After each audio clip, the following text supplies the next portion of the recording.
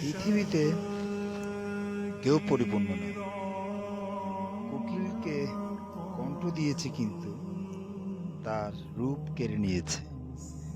রূপ পেল ময়ূর, কিন্তু তার ইচ্ছা কেড়ে নিয়েছে। ইচ্ছা দিল মানুষকে, কিন্তু তার ধৈর্য কেড়ে নিয়েছে। ধৈর্য দিয়েছে সাধুকে, কিন্তু তার সংসার কেড়ে নিয়েছে। এটাই বাস্তবতা। সমাজ কি বলে এটা দেখার বিষয় না।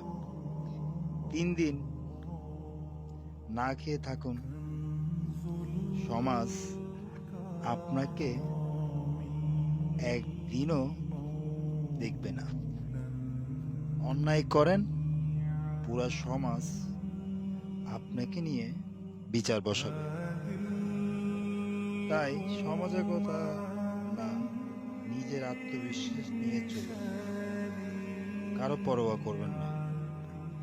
আল্লাহর উপরে ভরসা রাখুন। আল্লাহ সর্বশক্তিমান, আল্লাহ রিজিক দাতা, আল্লাহ মৃত্যুদাতা।